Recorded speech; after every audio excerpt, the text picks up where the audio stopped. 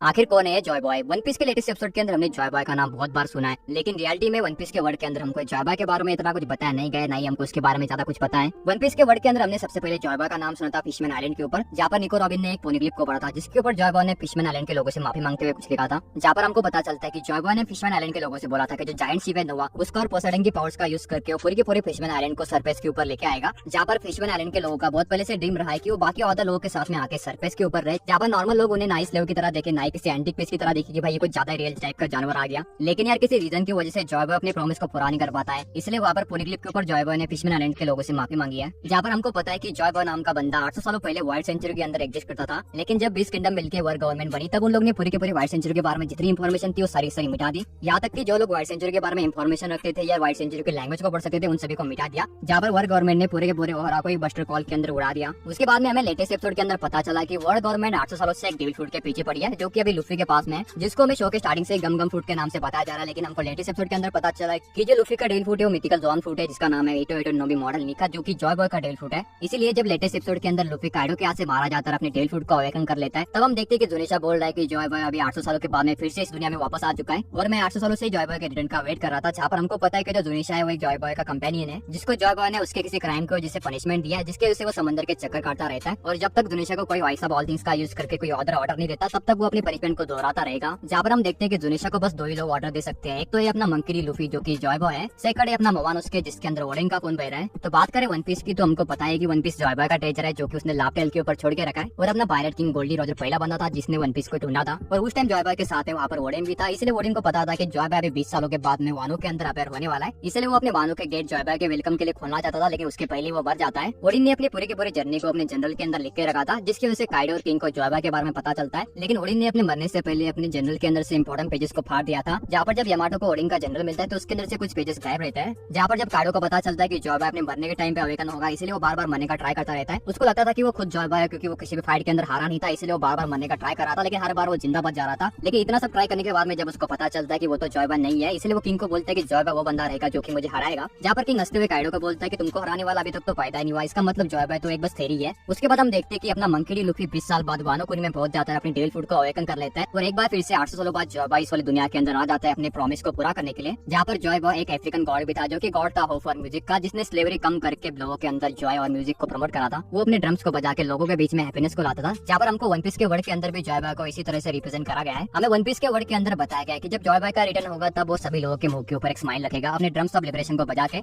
जहाँ पर हमने स्काई पे आर्क के अंदर भी देखा था कि सब लोग अपने टेंशन और अपने दुख को भूल के बस हंसते रहते और एंजॉय कर रहे थे, क्योंकि वन पीस के वर्ड के अंदर भी बहुत सारी स्लेवरी, बहुत सारी डार्क चीजें हैं। जहाँ पर कुछ लोगों को अपर दिखा जाता है, कुछ लोगों को लोअर दिखा जाता है, जहाँ पर सिनिस्टर ड्रैगन एंजॉय कर रहे हैं और बाकी लोगों को अपना स्लेव बना के घूम रहे हैं। जहाँ पर वन पीस के वर्ड के अंदर मिंग्स है जो कि लोगों से छुप के रहते हैं, और फिशमैन है जो कि पानी के अंदर रहते हैं। इन सभी ह्यूमंस हो गया, सिनिस्टर ड्रैगन हो गया, फिशमैन हो गया, मिंग्स हो गया, इन सभी के बीच में भेदभाव करा जाता है, सबको इक्वल नहीं माना जाता है। इसलिए जॉय बॉय का एक ड्रीम होगा कि जहाँ पर हर टाइप के लोग रह सके, वहाँ पर किसी टाइप का भी भेदभाव ना हो, वहाँ पर हर टाइप के लोगों को इक्वली ट्रीट करा जाए, जहाँ पर हर लोग खुशी खुशी रह सके। जैसे कि हमने रिसेंट चैप्टर के अंदर देखा था कि क्रॉस गिल्ड ने सभी के सभी एडमिरल्स के ऊपर बाउंड्रीज लगा के रखी थी, जहाँ पर लोग इतने ज्यादा भूखे हो चुके थे कि उन्होंने सीधा एडमिरल को मार दिया और वो बाउंड्री कलेक्ट कर ली, क्योंकि वहाँ पर लोगों को खाने को नहीं मिल रहा था। जब लुफी काइडो को अपनी बजरंग गन से हरा रहा होता है, तब काइडो लुफी से एक क्वेश्चन पूछता है कि तुम किस टाइप का वर्ड बनाना चाहते हो। जहाँ पर लुफी काइडो को बोल रहा होता है कि मैं इस टाइप का वर्ड बनाना चाहता हूँ जहाँ पर कोई भी बंदा खाली पेट न सो। तो जॉय बॉय और लुफी की थिंकिंग एक ही तरह की है, दोनों मिलकर एक ही टाइप का वर्ड बनाना चाहते हैं। तो चलो अभी 800 सालों बाद जॉय बॉय अभी वापस आ चुका, अभी देखते हैं जॉय बॉय अपने पुराने वाले प्रॉमिसेस को पूरा कर पाता है नहीं कर पाता है। वाइल्ड सेंचुरी के बारे में हमको थोड़ा बहुत एक के ऊपर पता चला था, जहाँ पर हमने एक जायंट रोबोट को देखा था, इसलिए हमको पता चलता है कि वाइल्ड सेंचुरी को ज्यादा डेवलप की अपने टाइम से पहले, जहाँ पर इतने बड़े बड़े जायंट रोबोट तक थे।